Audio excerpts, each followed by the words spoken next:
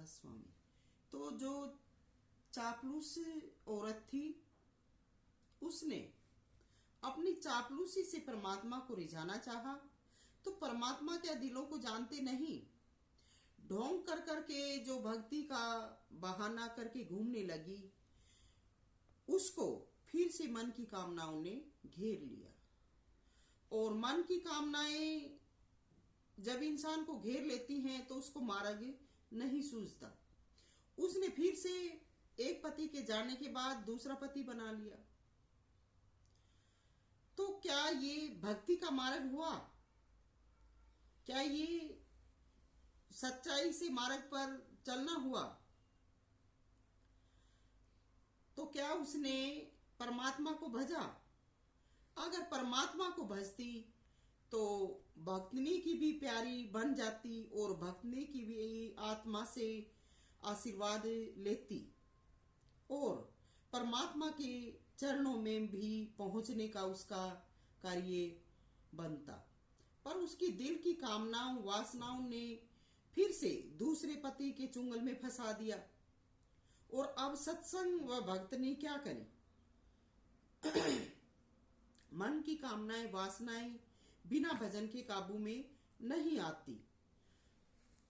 और अगर अच्छे मन वाली या अच्छे संकल्प वाली होती तो एक पति के जाने के बाद अपने मन को संसार की इच्छाओं वासनाओं से हटाकर परमात्मा के चरणों में ही समर्पित करती। क्योंकि जब एक बार दुख का पहाड़ टूट जाता है तो इंसान को उससे शिक्षा भी मिल जाती है और इंसान चौकन्ना भी हो जाता है।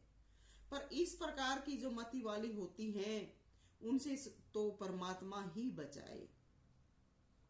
क्योंकि पति के जाने से औरत का संसार लूट जाता है और जो दुख का पहाड़ टूटता है उसके दिल की सब खुशी सब इच्छाएं खत्म हो जाती हैं और जीवन वीरान हो जाता है।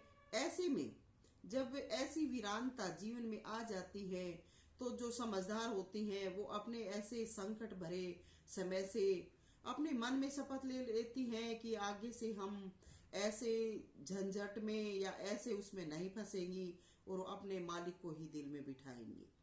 तो जो समझदार होती हैं वो प्रभु चरणों में ही आस करती हैं और सदा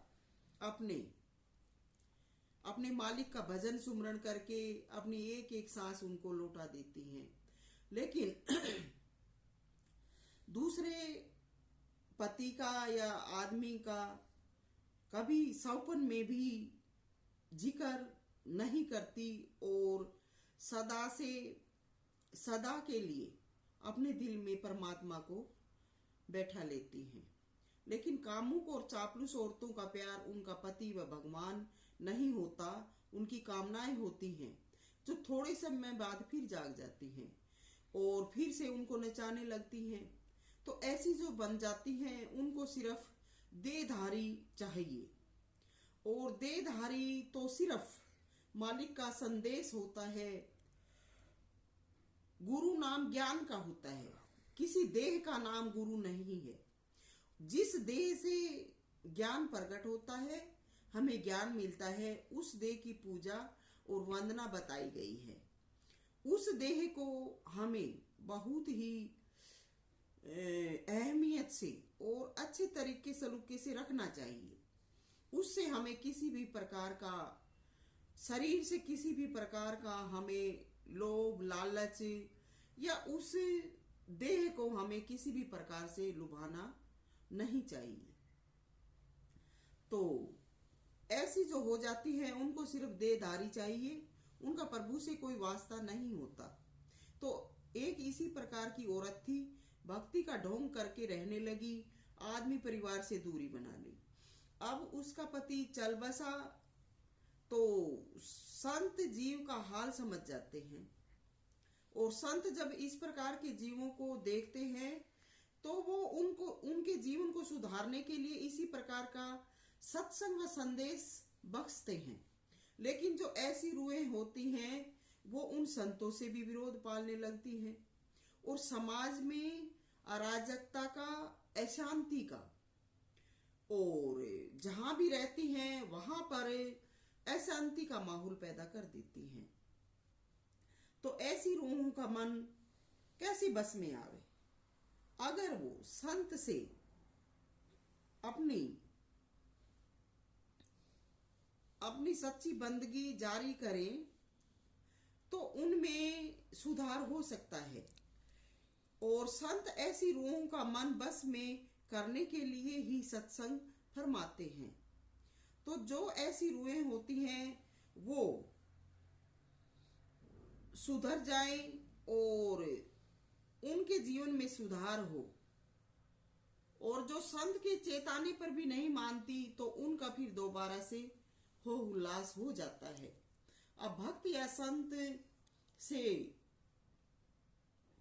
जब मिलती हैं और दर्शन करती हैं तो तकदीर बदलती है, मगर कर्म गति जो बताई जाती है तो वो ऐसी रूहें जब नहीं मानती तो संत या भक्त क्या करें? ऐसी माड़ी तकदीर को कैसे मोड़े? संत का दर्शन जब काम करता है, जब उनके वचन की पालना की जाती है, नहीं तो रोज संत के आगे पीछे घूमते रहो, कोई फायदा नहीं मिलने वाला। जैसे शुरू में कोई दवा लेते हैं, खूब असर करती है, धीरे धीरे उसका प्रभाव खत्म हो जाता है। इसी प्रकार से संत का दर्शन करके अगर उनकी सेवा बंदगी और उनके वचन की पालना करते हैं तो उनका दर्शन हमें लाभ देता है। लेकिन अगर ऐसा नहीं करते तो उनके दर्शन का असर भी कम होने लगता है और अंत में फिर दूरी हो जाती है। इसलिए संत के साथ कभी भी विरोध नहीं पालना, संत से कोई बराबरी नहीं करनी। संत परमात्मा के होते हैं और परमात्मा की वजह से उनका जीवन ऊंचा नीचा या सम होता है। उनके किसी भी प्रकार के जीवन पर हंसना या अभाव मानना खुदा के जीवन का उपहास करना है। और खुदा का उपहास करना क्या होता है ये प्रकृति में विदित है। तो संत या भक्त सच्चाई से अवगत कराते हैं। तो ऐसे जो भक्त सत्संगी या संत बने हैं उनको समझ जाना चाहिए, नहीं तो चापलूस औरत जैसा हाल होगा। एक पति चला गया चापलूसी में, जो दूसरा किया है वो भी चला जाएगा, क्योंकि झूठा प्यार कभी नहीं चलता, कहीं भी नहीं चलता, चाहे दुनिया में रहो चाहे भक्ति मार्ग में। हम ना तो खुदा के प्रेमी हैं और ना हम दुनिया में अपने आदमी या पति के। और ऐसे जो चापलूस ढोंगी होते हैं उनका कोई जीवन नहीं होता। नित्य जीवन चाल से चलता है और अंत कुगति में होता है। तो संत को कभी भी दबाकर या सताकर अपना काम नहीं करवाना चाहिए। कर्म अटल है, नहीं मिटेगा, नहीं कटेगा।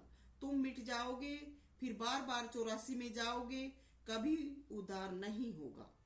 तो संत के आगे हमेशा सच्चाई से पेश आना चाहिए।